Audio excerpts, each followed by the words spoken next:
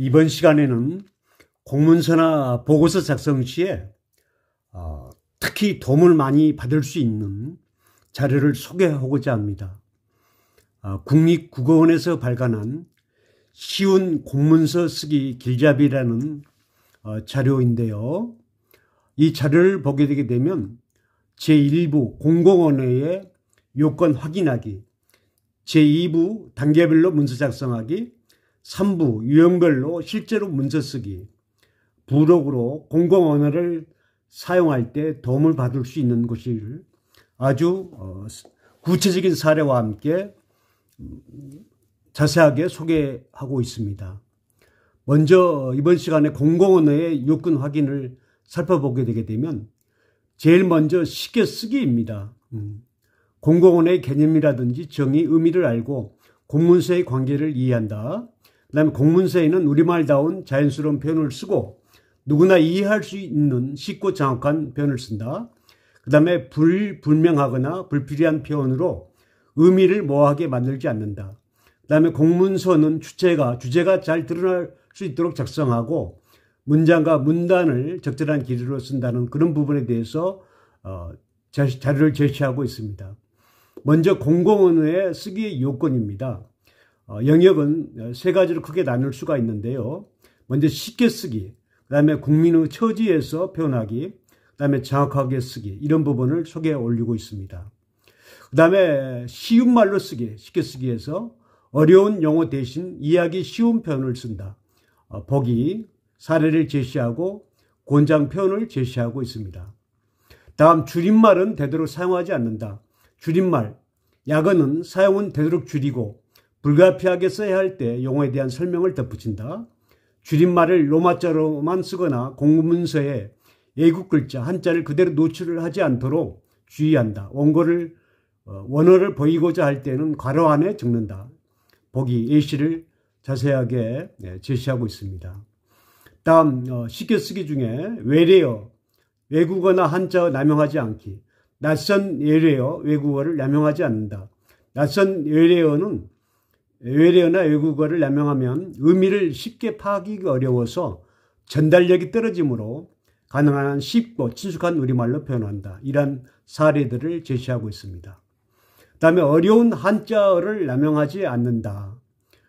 예를 들면 만 65세 도래자는 이렇게 표현을 했는 것을 이렇게 만 65세가 되는 사람은 이렇게 권장 표현을 제시하고 있습니다.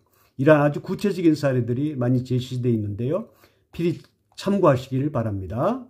다음 우리말다운 표현 쓰기, 애국어를 번역한 느낌이 나는 표현을 피하고 우리말다운 자연스러운 표현을 쓴다. 과도한 피동이나 사동 표현을 쓰지 않는다 하는 거. 그 다음에 중복적이고 중의적인 표현을 삼가하는 거. 비슷하거나 같은 뜻을 나타내는 표현을 반복하여 쓰지 않고 여러 뜻으로 해석되는 표현을 피한다. 하나의 뜻을 나타내도록 정확하게 쓴다. 이러한 사례들이 아주 구체적으로 제시되어 있습니다. 그 다음에 다섯 번째, 불필요한 표현 덧붙이지 않기. 불필요한 표현을 덧붙이지 않는다. 의미를 전달하는데 필요하지 않는 표현을 덧붙이게 쓰게 되면 오히려 의미를 이해하기 어렵게 만들 수 있고 전달 의도를 왜곡할 수 있기 때문에 불필요한 표현 덧붙이지 않는 사례를 제시하고 있습니다. 그 다음에 시각적인 표현을 고려하기입니다. 한눈에 알 수 있게 자료를 구성하기입니다. 공문서를 작성할 때 정보를 효과적으로 전달할 수 있는 형식을 고려해야 하며 주제가 분명하게 드러나도록 써야 합니다. 따라서 전달하려는 정보를 한눈에 알 수 있게 자료를 구성하고 가동성 있게 정보를 배열하는 것이 중요합니다 하고 이러한 사례를 제시하고 있습니다. 두 번째, 가독성 있게 정보를 배열하기입니다. 쉽게 쓰기 부분에서 글의 핵심 내용을 앞부분에 제시하고 그 다음에 설명하는 내용을 쓰게 됩니다. 강조하는 부분은 쉽게 드러나도록 밑줄이나 굵은 글씨, 작은 따옴표 등으로 표시를 합니다. 도표나 사진 등의 보조 자료도 적절히 활용합니다. 이러한 예시를 잘 들어주고 있습니다. 다음 내용의 용이성에 대한 부분입니다. 적절한 분량으로 제시하기, 문장을 적절한 길이로 작성하는 것입니다. 문장, 문단의 길이가 적절한지 고려하여 작성합니다. 필요한 정보가 누락되거나 불필요한 정보가 제시되지 않도록 주의하며 문장은 간결하고 명료하게 쓰고 지나치게 길게 쓰지 않도록 주의합니다. 한 문단의 모든 내용을 무리하게 담례하지 말고 적절히 단락을 나누었습니다. 적절한 분량으로 제시하기, 내용 용이성에 대한 부분입니다. 또한 내용상 필요한 정보가 생략되지 않도록 주의합니다. 이런 예시를 제시하고 있습니다. 다음 두 번째, 논리적으로 연결하기. 글 안에서 단어, 구, 절, 문장, 정보가 대등하고 논리적으로 연결되도록 씁니다. 접속어를 정확하게 사용하여 논리적으로 적절한 단락을 구성합니다. 대등한 것끼리 접속한다.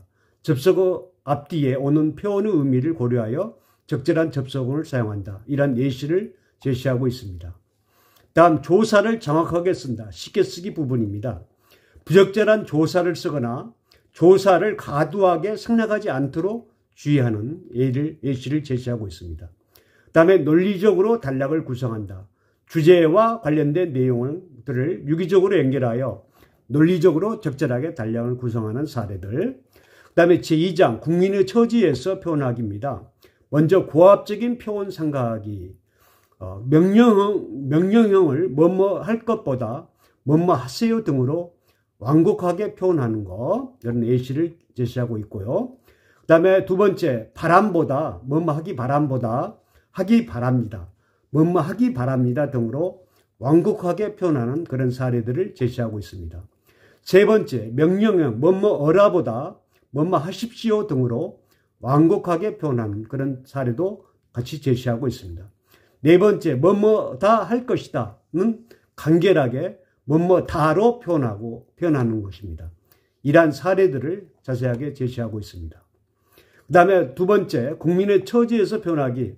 차별적인 표현을 삼가하기입니다. 특정 집단을 차별하는 표현이 있는지 없는지를 삼가하는 그런 사례들을 많이 제시하고 있어요.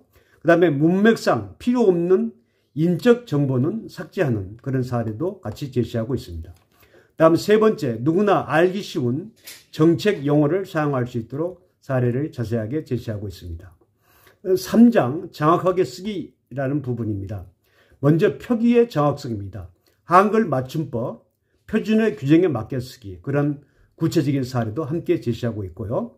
다음 두 번째, 띄어쓰기 규정에 맞게 쓰기, 그런 사례도 함께 또한 제시하고 있습니다. 다음 세 번째, 외래어 표기법에 대한 맞게 쓰기, 이러한 사례들을 제시하고 있고요. 그 다음 네 번째, 문서에 오자나 탈자가 없는지 꼼꼼하게 점검하기 부반한 사례도 함께 제시하고 있습니다. 다음 두 번째, 표현의 정확성 부분에 대해서 의미에 맞는 단어를 사용하고 있는지, 어떻게 사용해야 되는지 그런 사례들. 다음에 두 번째, 어법에 맞는 문장 쓰기, 문장 간에 올바른 호응 관계가 유지되는지 안 되는지 그런 사례들. 다음에 두 번째, 적절한 문법 요소 사용하는 것들, 그런 사례들을 자세하게 제시하고 있습니다. 다음에 세 번째, 생략된 내용을 제시하고 있지는 않은지 이런 부분도 사례를 제시하고 있습니다. 지금까지 간략하게 우리가 공문서나 문서 작성 시에 많은 도움을 받을 수 있는 쉬운 공문서 쓰기 길잡이라는 국립국어원에서 발간한 자료를 소개해 올렸습니다. 감사합니다.